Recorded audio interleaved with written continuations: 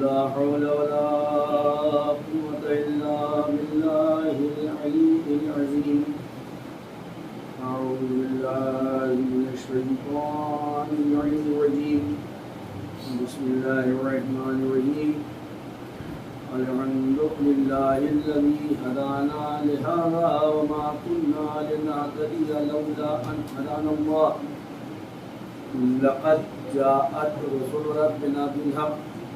الصلاة والسلام على تعيش والإكرام على أصل ما في الوجود وسر الله في كل موجود ونقطة دائر الوجود وصاحب لواء الحمد والمقام المحمود مولانا ومولى الثقلين جد الحسن والحسين أبي القاسم محمد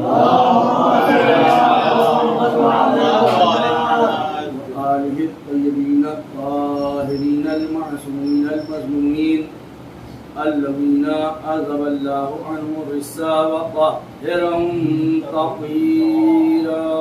اللهم صل على محمد وآل محمد. ولعنة الله على أعدائهم أجمعين من يومنا إلى قيام يوم الدين. بسم الله الرحمن الرحيم. رب اشرح لي صدري ويسر لي امري واحلل عقدة من لساني يفقهوا قولي. اما بعد فقد قال الله سبحانه وتعالى في كتابه المجيد والفرقان الحميد وقوله الحق. بسم الله الرحمن الرحيم. قل لا اسألكم عليه اجرا الا المودة في القربى. اللهم صل على محمد. عزیزان اکرامی احبت بزرگان محترم ماتمدار مظلوم کربلا، اس سے قبل بھی جس آیہ کریمہ کی تلاوت کے شرف حاصل کیا، آپ حضرات کی سماعت کے حوالے چند جملے اصلاحاً اور ثواباً عرض کروں.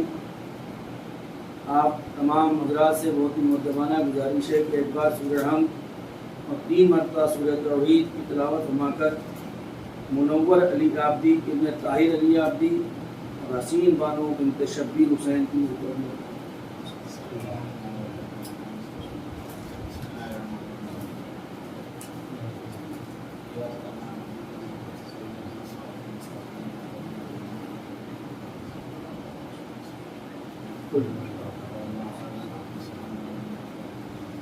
بسم اللہ الرحمن الرحیم. بسم اللہ الرحمن الرحیم. اللهم صل على محمد.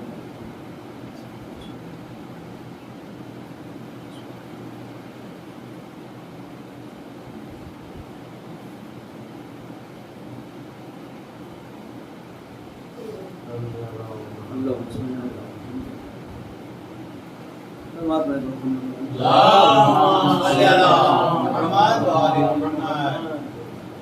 عزیزان گرامی قدر بزرگان محترم ماتمدار مظلوم، جس آیہ کریمہ کی تلاوت کا شرف حاصل کیا، مشہور و معروف آیت ہے، اور غالباً جب سے ہم لوگوں نے ہوش سنبھالا اور جب سے مجلسوں میں شرکت کی توفیق اللہ نے بخشی، تب سے لے کر اب تک بارہا اس آیہ کریمہ کی تلاوت کا شرف حاصل بھی کرتے رہے، سنتے بھی رہے، اور ذاکرین اور علماء سے اس کی تفسیر بھی سماعت فرماتے رہے. مشہور ہے کہ یہ آیت کریمہ کیوں نازل ہوئی، سب حضرات کے پیش نظر ہے. بس کل ملا کر اس آیت کا جو مفہوم ہے وہ یہ ہے کہ پروردگار عالم اپنے حبیب کے ذریعے یہ ارشاد فرما رہا ہے کہ میرے حبیب آپ ان سے کہہ دیجیے کہ ہمیں اجر رسالت نہیں چاہیے، بس سوائے اس کے کہ میرے قرابت داروں سے مدد کرنا. اجرت کی طلب کیوں ہوئی، اجرت مانگی کیوں گئی؟ اجرت دینے کے لیے لوگ آمادہ کیوں ہوئے؟ تو ظاہر سی بات ہے کہ جب پروردگار عالم کے بھیجے ہوئے نبی سردار انبیاء نے جب انسانوں کو انسان بنا دیا اور لوگوں کو یہ معلوم ہو گیا کہ نہیں، ہم جو پہلے تھے وہ نہیں تھے، جو اب ہیں وہ اب ہیں، اور یہی زندگی ہے جو نبی کریم نے ہم کو بتائی. اور جب ان کی زندگی میں ایک انقلاب آیا تو انہوں نے محسوس کیا کہ نہیں، رسول نے، محمد نے ہمارے ساتھ کافی محنت کی ہے، اور پھر ہماری یہ شرافت کا تقاضا ہے کہ ان کی محنت کا اجرت ان کو دے دی ہے. تو اسی نیت سے وہ تمام لوگ نبی کی چوکھٹ پر حاضر ہوئے تھے. لیکن کیا کہنا میرے سرکار کا کہ وہ دنیا والوں سے اجرت دیتے تو کیا لیتے؟ اس لیے کہ دنیا والے جو اجرت دینے آئے تھے وہ دنیا کی تھی. اور حدیث قدسی میں پروردگارہ میں ارشاد فرما رہا ہے کہ لو لاک لما خلقت الافلاق، اے میرے حبیب، ہم نے یہ پوری کائنات آپ کے صدقے میں پیدا کی. اب دنیا والے جو کچھ بھی دیتے وہ رسول کا صدقہ تھا، جو کچھ بھی دیتے وہ رسول کا صدقہ. اور کوئی اپنا صدقہ خود لے یہ ممکن نہیں. صلوات محمد علیہ.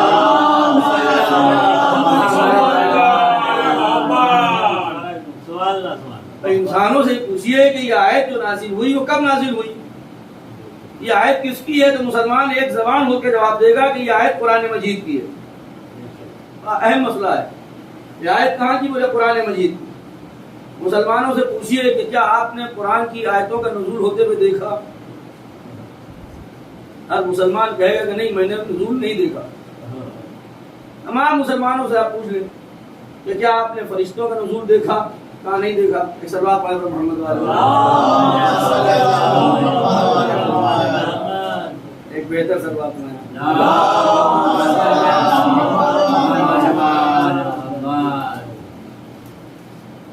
آپ نے فرشتوں کا نزول دیکھا کہ نہیں دیکھا؟ یہ بھی ایک حسن اتفاق ہے کہ مسلمان جس چیز پر سب سے زیادہ فتوے لگاتا ہے اگر اس عمل کو نہ انجام دے تو مسلمان نہیں. سارا اسلام غیب پر ہے. کوئی مسلمان ایسا نہیں ہے جو غیب پر ایمان نہ رکھتا، لیکن فتوے ہمیشہ غیب پر لگتے ہیں. مسلمانوں سے پوچھئے کہ آپ نے خدا کو دیکھا ہے؟ نہیں صاحب، خدا کو نہیں دیکھا. مانتے کیوں ہیں؟ کہا حضور نے کہا ہے. چاہے 1,24,000 نبیوں کو آپ نے دیکھا کہ نہیں دیکھا؟ مانتے کیوں ہیں؟ کہا حضور نے کہا ہے. آدم کی خلقت آپ نے دیکھی کہ نہیں دیکھی؟ بیان ایسے کرتے ہیں جیسے موقع پہ موجود تھے. آدم کے ایسی مٹی سوکھی اور ایسے پتلے میں جان آئی اور ایسے فرشتے جھکے اور ایسے ابلیس نے انکار کیا. اس طرح سے ڈیٹیل بیان کرتے ہیں جیسے موقع پر موجود تھے اور ساری گھٹنا ان کے سامنے ہوئی. پوچھو کیسے؟ آپ کہتے ہیں کہ حضور نے بتایا. دیکھا نہیں، حضور نے بتایا. نوح کی کشتی کا واقعہ کیا آپ نے دیکھا؟ کہا نہیں دیکھا. بیان کیوں کرتے ہیں؟ کہ حضور نے بیان کیا. غیب کی بات ہوئی نا، دیکھا نہیں لیکن غیب پر. مسلمان اپنے دیکھے ہوئے، کل ملا کر بس اتنا مقدس میں نے، مسلمان اپنے دیکھے ہوئے خداؤں کو اپنے ہاتھ میں لیے بیٹھا تھا. انسان اپنے دیکھے ہوئے خداؤں کو اپنے ہاتھ میں لیے بیٹھا تھا اور اپنے خداؤں کو دیکھ رہا تھا. محمد عربی نے کہا یہ خدا نہیں ہے. انسانوں نے اپنے دیکھے ہوئے خداؤں کو پھینک دیا اور اس اندیکھے خدا پر ایمان لایا جس کو دیکھا نہیں. صلوات محمد والے.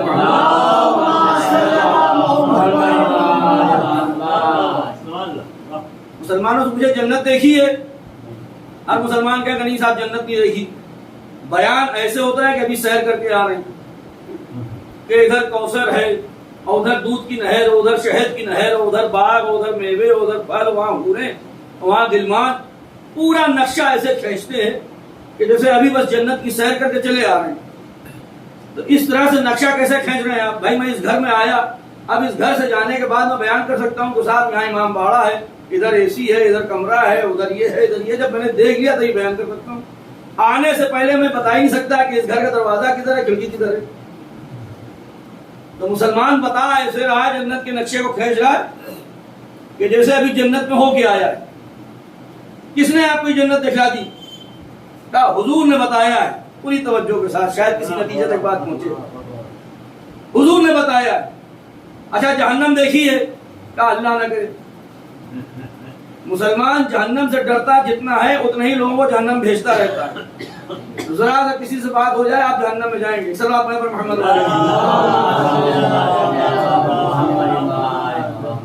ذرا سا کسی سے بات ہو جائے آپ جہنم میں جائیں گے. جس کو چاہتا ہے مسلمان اس کو جہنم بھیجتا رہتا ہے. اپنی جنت پکی نہیں ہے لیکن جس کو چاہتا ہے جہنم میں بھیج دیتا ہے. تو جہنم آپ نے دیکھی کہاں نہیں دیکھی؟ ایمان کیوں ہے؟ کہا حضور نے بتایا. پوری توجہ کے ساتھ حضور نے بتایا. اچھا ملک الموت کو دیکھا ہے آپ نے؟ کہا نہیں دیکھا. مانتے کیوں ہے؟ کہا حضور نے کہا. حد یہ ہے، بس اب آخری جملے کو سمجھنے سے بہت لمبی تفسیر ہے. حد یہ ہے کہ اگر انسان مسلمان اگر ابلیس کا انکار کر دے تو مسلمان نہ رہے. ابلیس کا انکار کر دے تو وہ دائرہ اسلام سے خارج، کافر. یعنی ابلیس کو دیکھا اس کو بھی نہیں لیکن انکار اس کا بھی نہیں. تو اب سوال یہاں پر بنتا ہے کہ مسلمانوں نے نہ آدم کی خلقت کو دیکھا، نہ نوح کی کشتی کو دیکھا، نہ ابراہیم کو دیکھا، نہ اسماعیل کو دیکھا، نہ ملک الموت کو دیکھا، نہ جبرائیل کو آتے ہوئے دیکھا، نہ میکائیل کو جاتے ہوئے دیکھا. کچھ بھی نہ دیکھا. نہ خدا کو دیکھا، نہ جنت کو دیکھا، نہ جہنم کو دیکھا. پر ہر اندیکھی چیز پر ایمان. پوری توجہ کے ساتھ ہر اندیکھی چیز پر ایمان. پوچھئے کیوں ایمان ہے؟ کہا حضور نے کہا. حضور نے کہا. ہم نے کہا ہمارا شکوہ اسی بات کا ہے کہ جتنی چیزیں حضور نے بتائیں دکھائی نہیں اس پر مسلمان ایمان رکھتا ہے اور جس کو بدیل میں دکھائے اس سے انکار کرتا ہے. صلوات اللہ محمد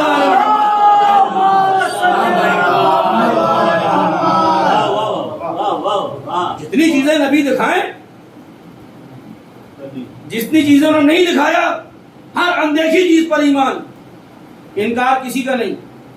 اور جس کو نبی دکھا دے اس کا انکار کرتا نظر آتا ہے.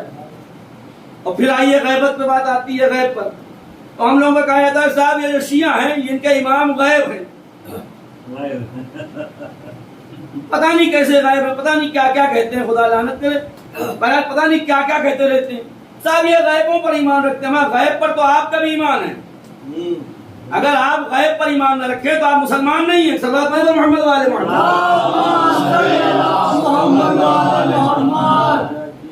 آج مسلمانوں میں جو اختلافات کی وجہ ہے وہ در اہل بیت سے دوری کی وجہ ہے.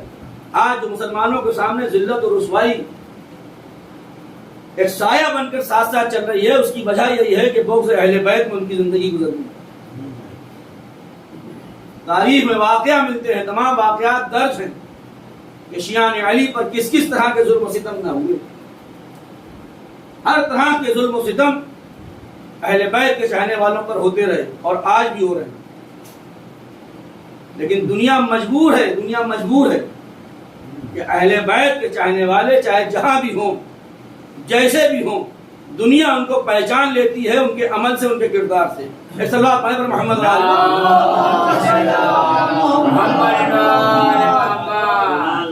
بات الگ ہے کہ ہمارے اپنے اعمال نے ہم کو اتنا بگاڑ دیا. یہ ہم کو بھی فکر کرنا چاہیے.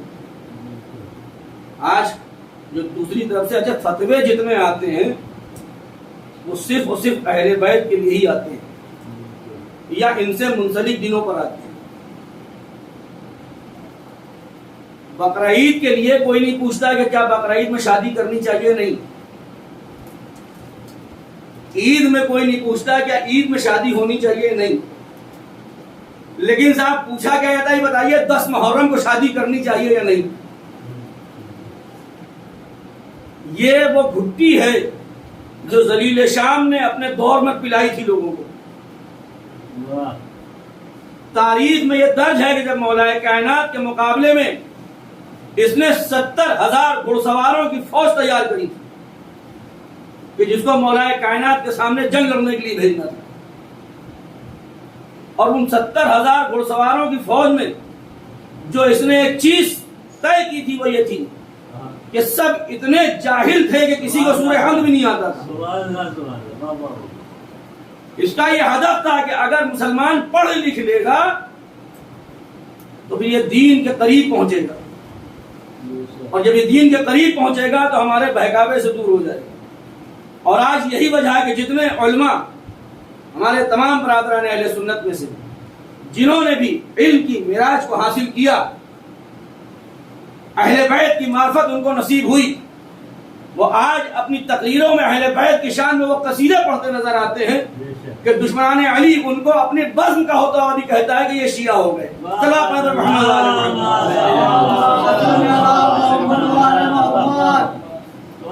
وہ اپنے بزم میں بھی کہتا نظر آتا تھا یہ شیعہ ہو گئے. کیونکہ جب انسان معرفت حاصل کرے گا، دیکھیے دیکھنا اور ہے اور معرفت کرنا اور ہے. آج دنیا بھر میں خاص کر کے ان تمام ملکوں میں آپ نے دیکھا ہوگا دیواروں پر ایک نعرے لکھے جاتے ہیں. نعرے کیا ہوتے ہیں؟ کافر کافر، شیعہ کافر، یہ نعرے لکھے جاتے ہیں دیواروں پر. ہمارے علماء نے کبھی اس طرح کی باتیں کرنے کی اجازت نہیں دی، بلکہ ہمارے علماء یہ کہتے ہیں کہ وہ ہمارے جان ہیں، ہمارے بھائی ہیں، ہمارا ایمان ہے، ان کے ساتھ حسن سلوک کرو. یہ اہل بیت کے در کے غلام ہیں جن کی یہ تعلیم ہے. ادھر دیواروں پر نعرے کیا لکھے جاتے ہیں؟ کافر کافر، شیعہ کافر. ہم نے اپنے ایک دوست سے پوچھا، چاہنے والے سے، جاننے والے سے پوچھا، بھائی یہ نعرے کیوں لکھے جاتے ہیں ہم لوگوں کے خلاف؟ تو انہوں نے کہا چونکہ شیعہ جو ہیں وہ صحابی رسول پر لعن کرتے ہیں. صحابی رسول پر لعن کرتے ہیں. لعنت ہے اس شیعہ پر جو صحابی رسول پر لعنت کرے. شیعہ اور صحابی رسول پر لعنت کرے تو لعنت کا مستحق وہ خود ہے. لیکن ہم نے کہا ایک بات بتائیے، اگر پیمانہ یہ ہے، پوری توجہ کے ساتھ، اگر پیمانہ یہ ہے کہ وہ کافر ہے جو صحابی رسول پر لعن کرے، اگر وہ کافر ہے تو اسی پیمانے پر رک جائیے، اس پیمانے پر رک جائیے. جو بھی صحابی رسول پر لعن کرے وہ کافر. تو ہم نے کہا یہ بتاؤ کہ علی پہ لعن کرنے والے کو کیا کہو گے؟ صلوات پڑھیں محمد و آل محمد.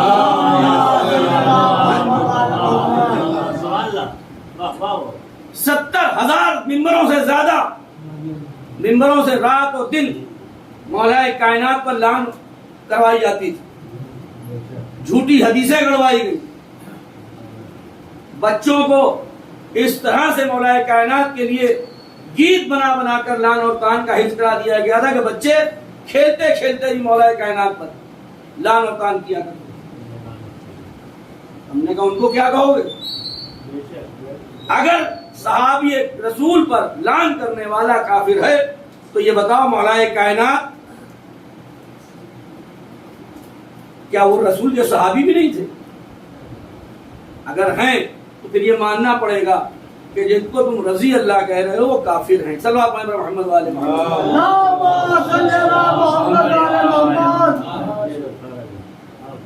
ایک صاحب نے ایک مرتبہ ہماری دکان پہ ایک صاحب آئے اور انہوں نے ایک مسئلہ ہم سے شروع کیا. وکیل صاحب کہنے لگے کہ یہ بتائیے جو آپ کے وہاں کفن میں خاک شفا رکھتے ہیں یہ کس کی سنت ہے؟ اس لیے کہ نبی کے زمانے میں خاک شفا تھی نہیں، یعنی کربلا ہوئی نہیں تھی. مولا کائنات کے زمانے میں کربلا تھی نہیں، امام حسن کے زمانے میں کربلا تھی نہیں، امام حسین کے بعد کربلا بنی. تو چوتھے امام سے لے کر 11ویں امام تک آپ کے کسی امام نے کیا کربلا کی خاک کو اپنے کفن میں رکھا؟ اگر رکھا ہے تو تاریخ دکھائیے، اگر رکھا ہے تو تاریخ دکھائیے. اچھا امام نے نہیں رکھا تو کیا امام نے اپنے کسی چاہنے والے کو یہ حکم دیا کہ آپ اپنے کفن میں خاک شفا رکھیں؟ اگر دیا ہے تو وہ تاریخ دکھائیے. پوری توجہ کے ساتھ تو ظاہر سی بات ہے کہ میری نظروں سے کوئی ایسی تاریخ نہیں گزری. اور میں نے اس دور میں ہمارے مولانا مرحوم مولانا علی قاسم صاحب بھی زندہ تھے, میں نے ان سے بھی پوچھا, اور ان سے لے کر آغا روحی صاحب تک سے میں نے یہ سوال پوچھا کہ یہ بتائیے یہ سوال آیا ہے, تو سب کا جواب یہ تھا کہ یہ سوال پہلی بار آیا ہے, یہ سوال پہلی بار آیا ہے. پوچھنے والے نے جب مجھ سے پوچھا تو میں نے سیدھے بی بی سیدہ کی طرف متوجہ ہو کر کہا کہ شہزادی آپ کے لال کیا, یہ ایک مسئلہ ہے اور مدد کرنا آپ کا کام. اسی اسنا میں میرے ذہن میں وہ جو سوال کا جواب آیا وہ میں نے پیش کیا. میں نے کہا آپ یہ کہہ رہے ہیں کہ کفن میں خاک شفا رکھنا کس کی سنت ہے. ہم نے کہا اس کا جواب میں نے آپ کو دے دیا تو پھر آپ پر لازم و واجب ہو جائے گا کہ آپ نے اب تک کیوں نہ رکھا. آپ یہ کہہ رہے ہیں کہ ہم کس کی سنت پر عمل کرتے ہیں, ہم یہ کہہ رہے ہیں کہ اگر ہم نے جواب دے دیا تو آپ پر واجب ہو جائے گا کہ آپ نے اب تک کیوں نہ رکھا. کہنے کہ وہ کیسے؟ ہم نے کہا مشہور واقعہ آپ کی کتابوں میں ملتا ہے. دوسری خلافت کا دور ہے, ان کے صاحبزادے یعنی عبداللہ ابن عمر امام حسین کے دوستوں میں سے, واقعات آپ کے پیش نظر ہے, سب آپ کا سنا ہوا. نے کہا دونوں جا رہے ہیں, خلیفہ صاحب منبر پر بیٹھ کر تقریر کر رہے ہیں. امام حسین نے جیسے ہی دیکھا کہا یہ میرا غلام, میرے نانا کا غلام. بیٹے کو جلال آ گیا, میرا باپ خلیفہ, حکومت کا بادشاہ, حسین غلام کہہ رہے ہیں. گھر پر آیا, شکایت کی. باپ نے کہا کیا کہا؟ حسین نے کہا کہ بابا وہ آپ کو غلام کہتے, جاؤ لکھوا لاؤ. پوری توجہ کے ساتھ کہا لکھوا کے لے آؤ. لڑکا دوڑا ہوا گھر پہ آیا, آپ نے کیا کہا تھا میرے باپ کو؟ کہا غلام. کہا لکھ کے دیجیے. امام حسین نے لکھا, کہا نیچے سگنیچر کریے. امام حسین نے نیچے سگنیچر کی, حسین ابن علی. اب وہ خط لے کر اپنے باپ کی خدمت میں کہا بابا یہ دیکھیے حسین نے لکھ کے دیا, نیچے سگنیچر بھی کر دی. اب باپ غصہ نہیں ہوتے, یہ ان کی تاریخ کے جملے ہیں, ہمارے وہاں نہیں ملتی ہے تاریخ, ان کی تاریخ میں. باپ ناراض نہیں ہوتے, غصہ نہیں ہوتے. تاریخ ملتا ہے کہ جیسے اس خط کو دیکھا سر پر لگایا, بوسہ لیا اور اپنے بیٹے کو وصیت کی کہ میرے لال جب میں مر جاؤں تو میرے کفن میں اس خط کو رکھ دینا. یہ میری جنت کی شفاعت کا ذریعہ ہے. پوری توجہ کے ساتھ بات کسی نتیجے تک پہنچ رہی. یہ میری جنت کی شفاعت کا ذریعہ ہے. تو ہم نے کہا اب آپ نے غور فرمایا, جس سیاہی سے امام حسین نے اس خط کو لکھا تھا اس سیاہی میں امام حسین کی انگلی بھی نہیں گئی, پسینہ بھی نہیں گیا. وہ قلم تھا جو سیاہی میں تھا, اور قلم تھا امام حسین کے ہاتھوں میں, انگلیوں میں. تو جو قلم حسین کی انگلیوں میں آ جائے وہ اتنا بابرکت ہو جاتا ہے کہ جس سیاہی میں چلا جائے وہ سیاہی اتنی بابرکت کہ خلیفہ کی جنت کی ضامن بن جائے. پوری توجہ کے ساتھ, وہ سیاہی اتنی بابرکت کہ خلیفہ کی جنت کا ضامن بن جائے. تو اب یہ بتاؤ جس مٹی میں حسین کا خون ملا ہو, صلوات پڑھیں محمد و آل محمد.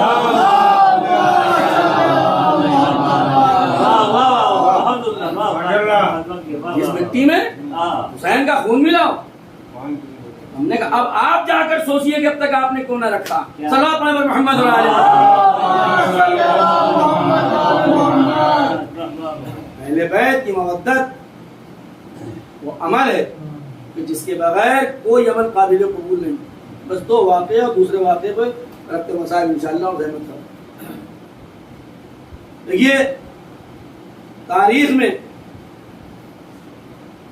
جو واقعہ ملتا ہے وہ ایک یہ, بس بہت اختصار کے ساتھ بات کو ختم کرتے ہوئے وقت ہو رہا ہے. تاریخ میں ملتا ہے ایک دو واقعے ملتے ہیں. ہم سے یہ کہا جاتا ہے کہ صاحب آپ کو وہاں یہ کہا جاتا ہے کہ صاحب اگر علی کی ولایت نہیں ہے تو نہ نماز قبول, نہ روزہ قبول, نہ حج قبول, کوئی عمل قابل قبول نہیں ہے. اور جبکہ قرآن میں آیت ہے وَمَن يَعْمَلْ مِثْقَالَ ذَرَّةٍ خَيْرًا يَرَهُ وَمَن يَعْمَلْ مِثْقَالَ ذَرَّةٍ شَرًّا يَرَهُ, کہ ذرہ برابر نیکی کی جزا ملے گی اور شر کی بھی سزا ملے گی.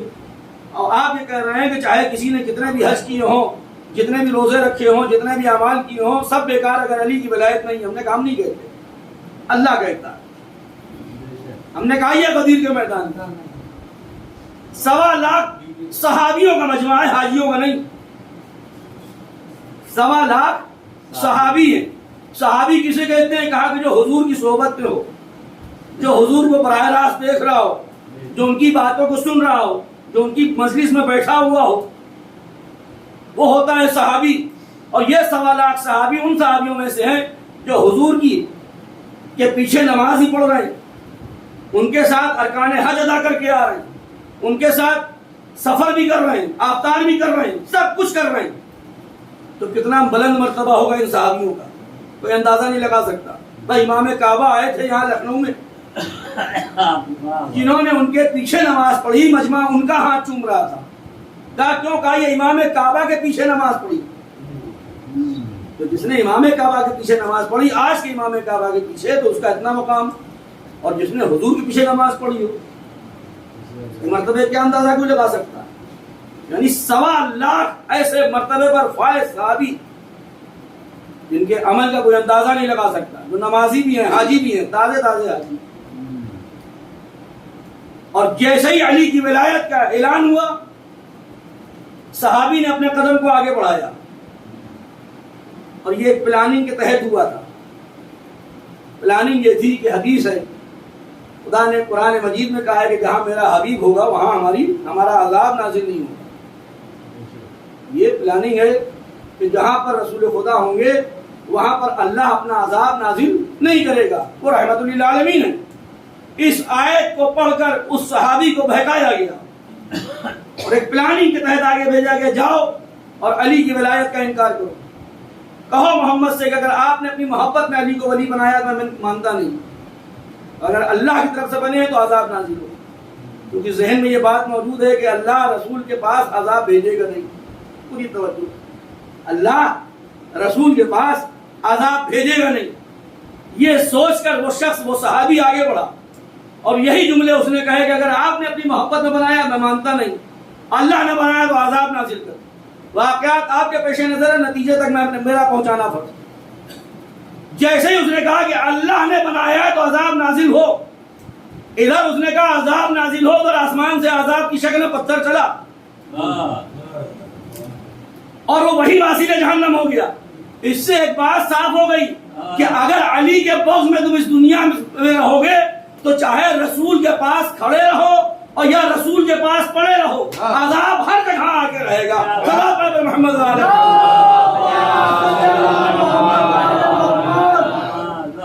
وہ حاجی بھی تھا، وہ صحابی بھی تھا، لیکن اہل بیت کی بغض میں اس نے اپنے سارے اعمال ختم کر دیے۔ اور وہیں اگر آپ دیکھیں کربلا کے اندر چند لمحوں کا مسلمان وہب قلبی، تاریخ بتائے کہ کتنی نمازیں پڑھی، تاریخ بتائے کہ کتنے حج کیے، تاریخ بتائے کہ کتنے روزے رکھے وہب قلبی۔ جو تاریخ ملتی ہے وہ 8 محرم یا 9 محرم، امام حسین کے لشکر میں شامل ہونا، یعنی ایک دن یا حد سے حد 2 دن، اس سے زیادہ کی زندگی نہیں۔ ان 2 دنوں میں وہب قلبی نے کتنی نمازیں ادا کی ہوں، کتنے روزے رکھے ہوں، کتنی تہجد کی نماز ادا کی ہوں، لیکن کیا کوئی آج کا نمازی وہب قلبی کی جوتیوں کے خاک کے برابر ہی پہنچ سکتا ہے؟ یہ ہے اہل بیت کی مودت کہ جس نے اپنے آپ کو ان کے در پر خم کر دیا، اس کا مرتبہ ایسا بلند ہوتا ہے کہ دنیا اس کو دیکھ کر سلام کرتی نظر آتی ہے۔ اہل بیت کی مودت میں، اہل بیت کی محبت میں نہ جانے کہ انہوں نے اپنی جانیں نثار کی، یہ دنیا کی بدبختی تھی۔ انہوں نے اس گھرانے کو، کہ جو گھرانہ اس کائنات کے لیے نعمت بن کر آیا تھا، اس پر زحمتوں کے پہاڑ ڈال دیے۔ ہاں عزیزوں، یہ ایام عزا کے دن، خدا کی قسم کل کا وہ دن تھا کہ جب ہم نے اور آپ نے اپنے اپنے گھروں میں عزا خانے سجائے تھے، اس امید اور یقین کے ساتھ کہ مولا اللہ نے ہم کو اتنی زندگی بخشی ہے کہ ہم پھر اس سال فرش عزا پر آئے، اس لیے کہ اللہ جانے اگلے برس پھر یہ زندگی کس کو نصیب ہو، کون اس فرش عذاب پر آئے۔ تاریخ میں قیامت کا منظر ملتا ہے، ایک ضعیفہ تھی جس کا اکلوتا ایک جوان بیٹا تھا، اور جو اپنی ماں کا کل سرمایہ تھا، اور اس کی ماں عزائے عاشق حکام حسین تھی۔ ایک سال محرم سے کچھ دن پہلے اس کے بیٹے کا انتقال ہو جاتا ہے، سنیں ہزاروں، اس سال پہلے بیٹے کا انتقال ہو جاتا ہے۔ ماں کا یہ عالم تھا کہ صبح کی نماز سے فارغ ہو کر وہ اپنے بیٹے کی قبر پر پہنچتی تھی اور سارا دن اپنے بیٹے کی قبر پر پہنچ کر گریہ وزاری کرتی تھی، اور مغرب کے وقت اٹھ کر وہ اپنے گھر چلی جاتی تھی۔ ایک دن جب ماں اپنے بیٹے کی قبر سے اٹھی، ناگاہ اس کی نظر آسمان پر پڑی، کیا دیکھا کہ محرم کا چاند نمودار ہو۔ جیسے ہی اس کی ماں نے دیکھا کہ محرم کا چاند نمودار ہو گیا، ماں ایک مرتبہ اپنے بچے کے قبر کی طرف پلٹی اور ایک جملہ کہنے لگی، میرے لال، آج کے بعد اپنی اس ماں کو معاف کر دینا، اب تیری ماں تیری قبر پر رونے نہیں آئے گی بلکہ اس پر روئے گی کہ جس پہ کربلا میں رونے والے تھے وہ رونے لگے۔ یہ کہہ کر اس کی ماں اپنے گھر آ گئی۔ آنے کے بعد فرش ادا کا اہتمام کیا، مجلس و ماتم ہوا، لیکن جب اس ضعیفہ کے گھر سے فرش ادا تمام ہو گئی تو ماں کا دل تھا، بیٹے کی یاد آ گئی، دوڑی ہوئی قبرستان پہنچی۔ اب جیسے ہی پہنچی تو کیا دیکھا کہ اس کے بیٹے کی قبر پر کوئی نقاب پوش بیوی بیٹھی گریا ہے۔ جیسے ہی اس نے دور سے دیکھا، دوڑی ہوئی پہنچی بیوی کے پاس، ہاتھوں کو جوڑا، اے بیوی آپ کچھ غلط فہمی ہو گئی ہے، میرے لال کی قبر ہے، آپ کیوں گریا کر رہی؟ لیکن وہ نقاب پوش بیوی زار و قطار گریا کرتی جا رہی، اور یہ بزرگ ضعیفہ یہ بار بار ان سے متوجہ ہو رہی۔ آخر میں وہ بیوی وہ نقاب پوش معظمہ اس ضعیفہ کی طرف مخاطب ہوئی، کہا اے ضعیفہ، مجھے معلوم ہے یہ تیرا بیٹا ہے، جب آپ کو معلوم ہے تو میرے لال کی قبر پر گریا کیوں؟ اے ضعیفہ، جس دن سے تو اپنے لال سے یہ کہہ کے گئی ہے کہ آج کے بعد تیری یہ ماں حسین پر گریا کرے گی، اس دن سے یہ حسین کی ماں ارے تیرے لال کی قبر پر۔ جزاکم ربکم خیر الجزا، خدا کسی غم نہ رلائے سوائے غم سید الشہداء کے۔ ہاں دلان گرامی، یہ وہ ایام ہے جب قافلہ اسیروں کا اسیر ہو کر شام و کوفہ کے راستے میں، بس آخری جملہ اور مجلس ختم۔ تاریخ میں ملتا ہے کہ جب یہ قافلہ قید ہو کر جانے لگا تو ایک مقام پر سے جب گزرا تو جہاں جہاں سے یہ قافلہ گزرتا تھا، ہر بستی سے ان قافلے والوں پر پتھر برسائے جاتے تھے، ہر بستی سے ان قافلے والوں پر پتھر برستے تھے۔ لیکن جب یہ قافلہ ایک عجیب بستی سے گزرا جہاں سے کوئی پتھر نہ آیا، تو ایک مرتبہ شہزادی زینب نے امام زین العابدین سے مخاطب ہو کر کہا، اے سید سجاد، کیا یہاں انسان نہیں رہتے؟ پھوپھی اماں ایسا کیوں کہا؟ کہا بیٹا جب سے اس بستی میں آئے ہیں کوئی پتھر نہیں آتا۔ جناب سید سجاد نے کہا، پھوپھی اماں یہ مسلمانوں کی بستی نہیں ہے، یہ عیسائیوں کی بستی ہے۔ ان بستیوں کا جو سردار تھا اس کو جب معلوم ہوا کہ کوئی قافلہ ہے جو اسیر کر کے ہماری بستی سے لے جایا جا رہا ہے، اس نے اپنی بستی والوں سے کہا، سنو، جب تک میں دریافت نہ کر لوں تم لوگ قافلے کا تماشا دیکھنے مت آنا۔ تاریخ ملتا ہے کہ وہ بستی کا جو سردار تھا وہ جیسے ہی آیا، اس کی نظر ایک بیمار پر پڑی جس کے ہاتھوں میں ہتھکڑیاں تھی، پیروں میں بیڑیاں تھی، پیر زخموں سے اور خون سے تربتر تھے، کمر جھکی ہوئی تھی۔ وہ جناب سید سجاد کو دیکھتا رہا کہ ناگاہ اس کی نظر پڑی ایک 4 سال کی بچی پر۔ جیسے ہی جو اس بچی کو دیکھا کہ جس کے ہونٹ پیاس سے پپڑیا چکے تھے، وہ معصوم بچی اپنے بالوں سے اپنا پردہ کیے ہوئے تھی، وہ اس بچی کے نزدیک جیسے ہی آتا ہے وہ بچی کہتی ہے، شیخ دیکھ تو نامحرم ہے، میرے سامنے مت آ۔ اس نے جب دیکھا کہ معصوم بچی کے پردے کا یہ عالم ہے تو ان کے گھر کی بڑوں کا کیا عالم ہوگا۔ ہاں بس یہ سننا تھا۔ وہ جناب سید سجاد کے پاس آتا ہے، اے بندے خدا یہ بتا دیجئے آپ لوگ کون ہیں؟ بھائی یہ سننا تھا۔ جناب سید سجاد نے کہا کہ ہم محمد عربی کے گھرانے والے ہیں، ہم رسول خدا کے گھرانے والے ہیں، ہم اہل بیت رسول ہیں۔ ہاں بھئی یہ سننا تھا۔ وہ بستی میں دوڑا، اے بستی والوں، ارے ذرا چادر لے کے آنا، ارے یہ وہی لوگ ہیں جن کے گھر سے چادر کا رواج نکلا تھا۔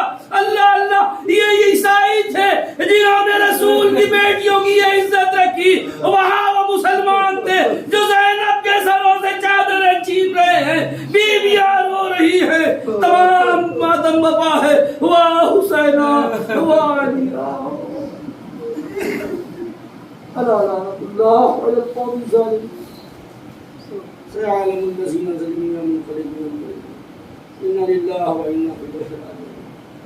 اور ہماری اس مختصر سی عبادت کو حاضرین مجلس و بانیان مجلس کی ہر نئے ایک شرعی جائز تمنا اور حاجتوں اور دعاؤں کی فرما. میرے مالک مولا دی واسطہ محمد و آل محمد کے بانیان مجلس و حاضرین مجلس کی ہر نئے ایک شرعی جائز تمنا اور حاجتوں اور دعاؤں کی فرما. بانیاں مجلس حاضرین مجلس کے جو بھی عائزہ اور اقارب بیمار یا پریشان حال پروردگار ان کی بیماریوں اور پریشانیوں کو دفع فرما. میرے مالک و مولا کی واسطہ محمد اور آل محمد کے صدقے میں پروردگار جن گھروں میں فرش عزا امام حسین مظلوم کربلا برپا ہوتی پروردگار ان گھروں پر اپنی رحمت نازل فرما. ان گھروں کو دشمن کے شر سے نظر بد سے شیطان کے شر سے محفوظ رکھنا. پروردگار کی واسطہ محمد اور آل محمد کے صدقے میں میرے مالک مولا ہمارے گھروں میں جو بہن اور بیٹیاں بیٹھی ان کی عزت اور آبرو کی حفاظت فرما. پروردگار کی واسطہ محمد اور آل محمد ہمارے قوم کے نوجوانوں اور بچوں کو دشمن کے شر سے شیطان کے شر سے نظر بد سے محفوظ رکھنا. پروردگار کی واسطہ محمد اور آل محمد کے صدقے میں پروردگار ہمارے شکم کو ہمارے حرام سے محفوظ، ہمارے ایمان کے ظہور متعدد، ہم سب کو ان کے اعوان و انصار میں شمار.